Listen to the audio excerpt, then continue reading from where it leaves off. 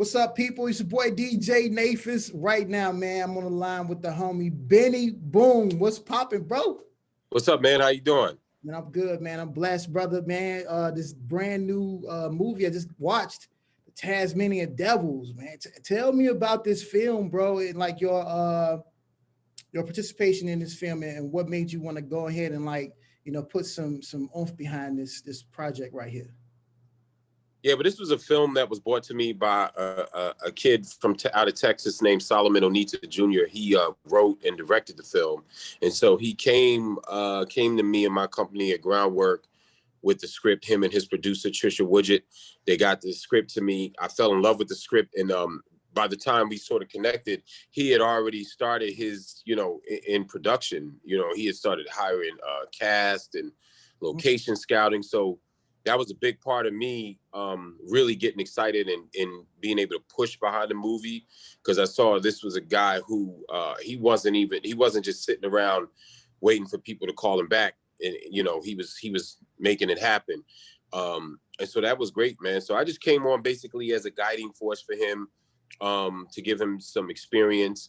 And then later on in the game, we brought in Birdman to help finish the finishing funds for the film. And so, this is really my first EP time, executive producer hat on for a feature film. So I feel blessed. I feel, good that I'm able to help another young brother get into the game and get his ideas out, man.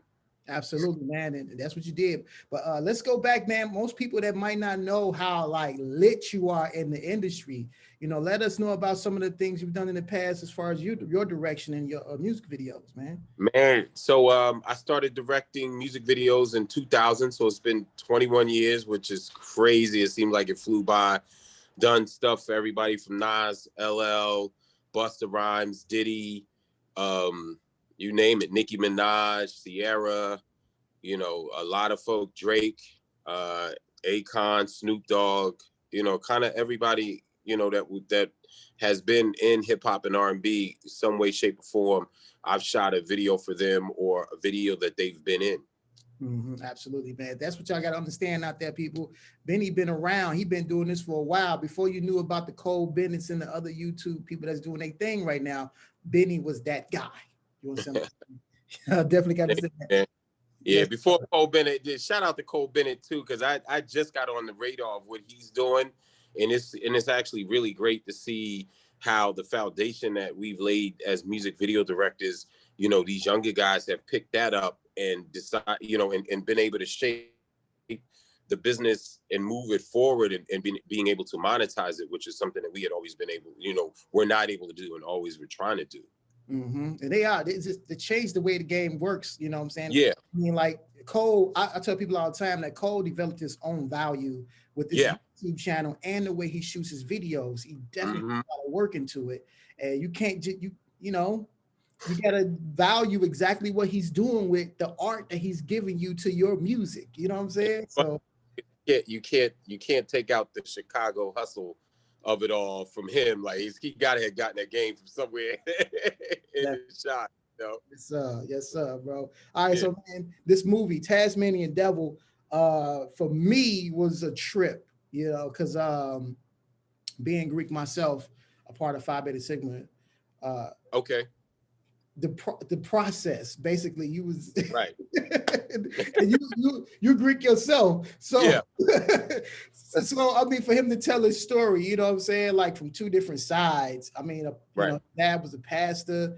I don't want to give too much away because I need people to really get engulfed in the movie. But yeah, man, tell me about why you fell in love with the script yourself. Well, the first part about it, this is funny enough, this is my 30th anniversary of pledge. I pledged spring 91 at Alpha Phi Alpha at Temple, Pyro. I was a solo pledge. So anytime I see films or read or things and I see movies about hazing or pledging and it's a line, it always feels foreign to me from my own personal experience because I was a solo until I got on the other side. You know what I mean? But the actual pledge experience for me was really rough and hard just because I was a solo. So that part of the story, because Solomon is also an alpha, it was organic and genuine. But the part that really connected to me with the story was the father-son relationship. And this kid at the turning point in his life at 17 years old, in the film, he has a 4.0 grade point average from Africa. He comes to live with his dad and go to a university in America. And it's like, he really wants to come there because he only saw his father a few times in his life, and he's looking at this man as God. And so when he gets there, he realizes this guy is not everything that I thought he was.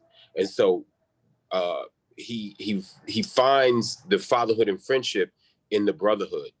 And that's what really grabbed me about the movie, because the one thing that you could take away from it, whether you've been to college, whether you've pledged, it doesn't matter when you watch this film, because everyone has that sort of relationship that they've had with a parent or an older brother or something like that. And they're just looking for guidance. And that's all this kid is looking for in the film. And, in the times that we in right now, there's a lot of young Black men that are looking for guidance, and they get it in the wrong way. You know what I mean? And so I think it's important that we get this movie out and kind of see that it's not always just the streets. It's just life in general, and how you deal with it and move forward. And what do you do to make yourself proud and make other people proud, Yeah, and that's definitely what that is right there. Because I was definitely going to ask you what you think the people would get from it, and you said exactly what it is that the guidance doesn't have to come from the streets, And I joined the fraternity, I'm saying, like, all I knew, the crazy part was all I knew was another fraternity. I didn't even know nothing else until I got on campus and seeing other fraternities, how they move, and then I got a chance to meet with some of the bros that I'm, a part of now, and that was the inspiring part, to be a part of it. You know what I'm saying? You really don't know. And again, I come from the hood too. You just nobody really, around me went to school like that and could ever give me some experience points, or at least talk to me about some of those things. So I had to go out there and learn on my own. But I'm glad, I did what I did. You know what I'm saying? I'm glad that I was able to get out there and then lead an example for my own son, for him when he gets to school. Yeah. So that's the whole thing, man. It's because this story, I love the other part I love about this story is that it's a different look on the life of Black people, right? Because our hero in the story is from Africa. So when he comes, he realizes he's around Black people, but he's actually very different in a fish out of water.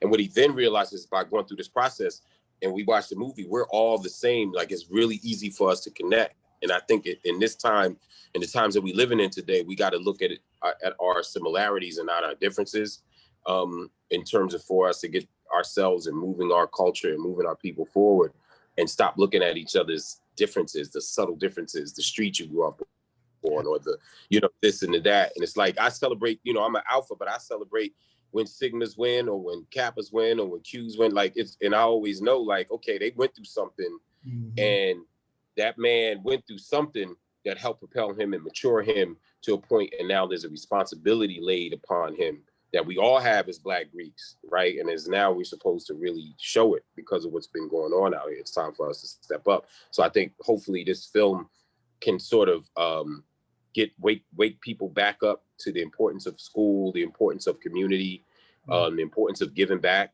and all that stuff. Absolutely. And I believe this film will. What's the best way, anybody who want to, watch this film, how could they get this film? Oh, we're on all platforms right now. Amazon. I woke up this morning making sure that the that the distribution company didn't drop the ball on it. So we're everywhere. You can get it on iTunes. You can get it depending on your cable provider. You could go on your video on demand, Amazon. It's everywhere. It's everywhere. So Tasmanian Devil. The film was about 1 hour and 50 minutes long, but it moves really fast. And I promise you, it's a great film. You fall in love with the characters, and I think everyone will see themselves in somebody in this film. Definitely will, man. And I thank you for being a part of that.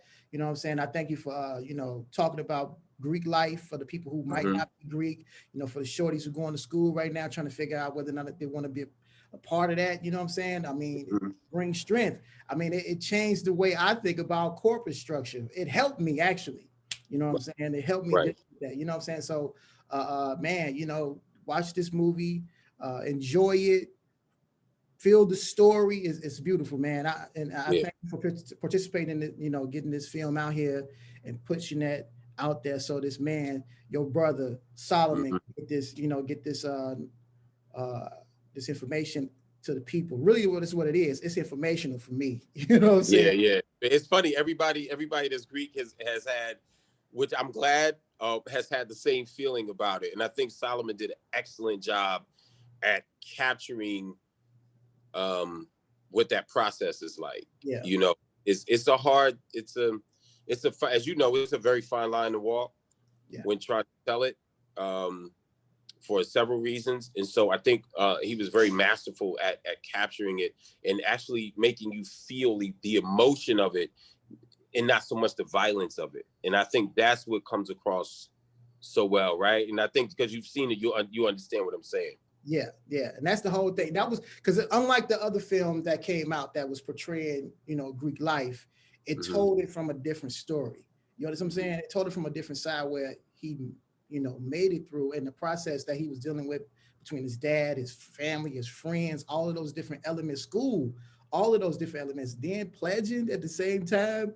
Most people don't really understand that background of when you're going through the process. Right? They just look at you like, bro, you okay? Right. And some people, I tell this story, I'll say it out loud now, but I'll never forget the first day I got a stroke. And it was just like, me and my ship, we went back to the room, and I just stared at the wall like, like, what am I getting into? I was like, yo, what am I, yo. The worst part is being on campus and you used to, like, you know, dressing cool and everything. Now, the way you're dressing is different. And people are talking to you as you're walking past and you just don't speak back. And I remember that day when this kid he lived next door to me in the dorms. And I walked past him and looked right at him, but I had all my, you know, my stuff on and hair was cut up and everything. And he looked and said something and I just walked right. I looked away from him and walked past. Then I saw him a couple of more times.